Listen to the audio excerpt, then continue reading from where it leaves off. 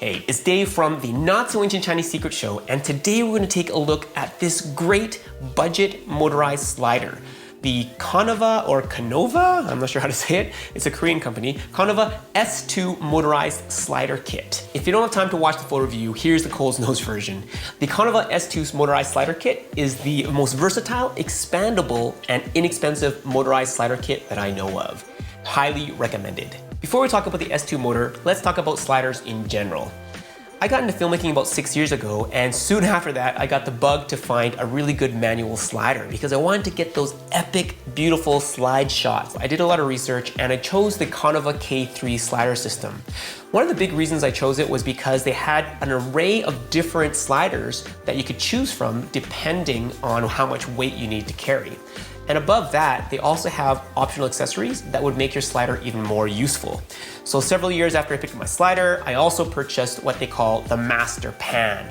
And that's great if you do interviews or product shots or even landscapes, because what the Master Pan does, it's a mechanical system that allows you to keep your focus or the direction of your camera on a central point.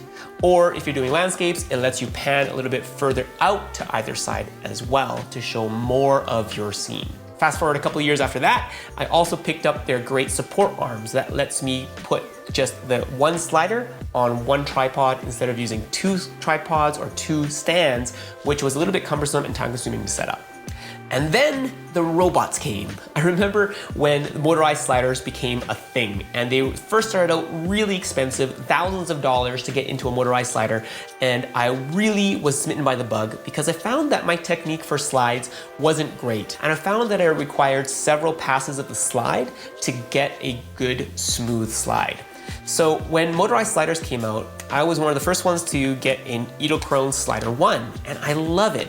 But I do find that it is a little bit short for what I want to do. It's great for what it is, and there are pros and cons to using a smartphone app to control something like this, but I wanted a longer automated slider. But I was really happy when Konova emailed me with news of their new S2 motor that retrofits onto any of their existing sliders and makes it into a motorized slider. Full disclosure, Konova sent this S2 motor to me at no charge, but there were also no strings attached. So they said that I could say what I want. As of the recording of this video, the S2 motor is selling for $179 on Konova's website.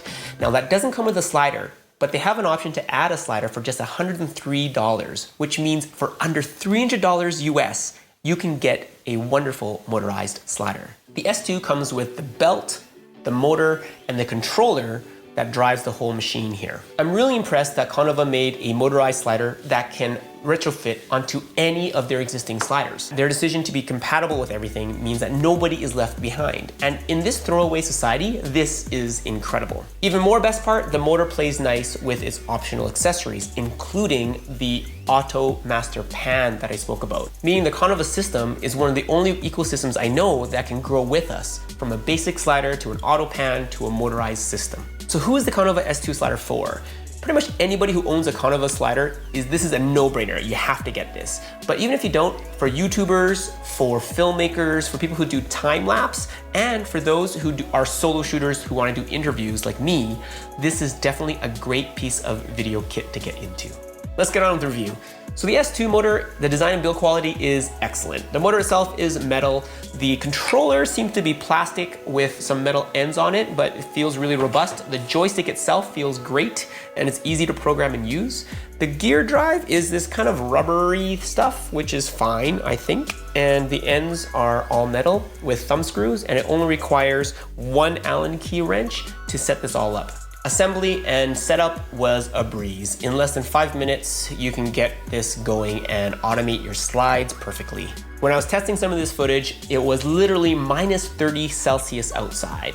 And so I know this motor can work out in the cold in pretty extreme conditions. A little detail that I really appreciate is the fact that between the controller and the motor is one cable that is just a standard Ethernet cable. Unlike competitors who use proprietary cables or very weak micro USB cables, I love the fact that we can swap this Ethernet cable for any other cable you get. They're ubiquitous and they're cheap. I also tested this with a 100-foot cable, which means you can control this unit from another room or two away. I also really like the fact that there's two different powering options for the S2 motor.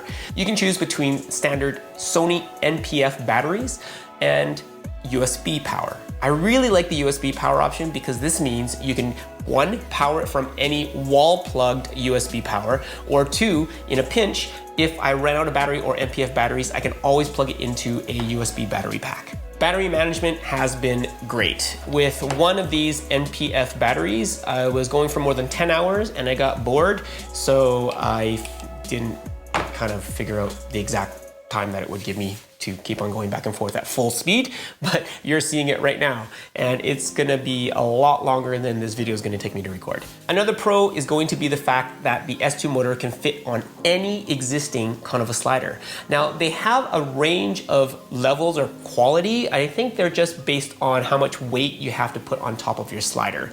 So they have like the K7 top of the line that can carry a red camera that I don't own, or they have like the K2 system that I'm using right now that is strong enough to carry my Sony a7 III with a G Master 24-70 without any problems whatsoever. What I also love is that this motor is compatible with all of Konova's optional accessories, including that master pan option I told you about that lets you automatically pan your camera for interviews and interiors and for scenic shots. Another pro I do want to make mention of is the great customer support. They didn't know me from Adam 5 years ago, and they barely know me now. But when I needed service, they were really quick to respond. When I bought my master pan from B&H, they gave me the wrong bar, and it wasn't B&H's fault because it was packaged in the wrong box. And so when I contacted B&H, they told me, hey, talk to Konova directly. So when I emailed them, they couriered the right part for me right from Korea, and I received it 2 days later here in Canada. So thank you so much, kudos to that. In real world use, the Konova S2 is also really easy to use. Once you go through the menu systems of the manual, you'll understand what everything does, and even if you don't, a quick test means that you'll get the gist of everything you need really quickly. So what are some of the cons of the S2 system? Well, the first one is that it's not quite as programmable as other options like my Slider 1 from Edelkrone. What do I mean by that? So like most every other slider, you can make this go back and forth continuously from point A to point B. And I also have the ability to ramp it, which means slowly slow down at the end and then slowly speed up when it starts from 0 again. But I don't have the ability to determine how fast it ramps up or how slow it ramps up. Another option that I don't have is the ability to make it pause at the end of its motion before it starts going back the other way. I've also found that there's a slight bit of jitter at the beginning of the movement from my A point when it moves to the B point. And it doesn't have that jitter on the other side. I'm not sure if that's a defect of my particular motor or if that's true of all of them, but I thought I should note that. To be fair, no motorized slider I use is perfectly stable. And I do find one tip that might be helpful to you, that actually the heavier the camera, the smoother the movement. If you're gonna put like an iPhone or something really light on top of the slider, I find that it magnifies any of slight jitter or movement. And so getting a heavier camera on here actually helps to smooth out that motion. One other thing I should mention is the noise level of the motor. Now, to be fair, all motorized sliders that I've used have noise, and I find that the Edelkrone is actually noisier than my S2 motor. But if you're planning to use this really for close-ups that you need really good sound, like for food or I don't know what else, maybe bugs or animals, then you're gonna have to make sure that your mic placement is gonna be separate from your motorized slider. That being said, the noise isn't really aggressive. Even at 1 foot, I checked with my decibel meter app, it says it's under 40 decibels, which is about the same as a quiet library. So definitely at real world distances of 3 to 5 feet for interviews is totally usable. And even when I'm sitting right beside the slider here, you'll notice that it's very usable to hear my voice. Now, a word about time lapses. I'm not really a big time lapse dude, probably because I'm too lazy to set up a slider, and I always think, oh, I can just set up my camera on a tripod and I can add the movement later if I want. But I found that it was so easy to use a time lapse on this thing that I'm gonna use it more often, because all you have to do is plug in the right cable, the sync cable plugs into the motor and then into your camera. And even at the default settings, it was really easy to get great time lapses in actually no time at all. 2 tips for getting better time lapses. 1, use a wide angle lens, and 2, frame something in the foreground so that you can tell there's much more depth in that image. If you're to use a longer lens on a slider and have no foreground element, you'll find that you can hardly tell it is on a slider at all at times. Now, one tip that I do recommend is if you're gonna be storing your slider for a while and not gonna be using it, to remove the belt from the actual system. And it's actually really easy. You can just take off the 2 sliders with 2 thumb screws and just pinch it right off.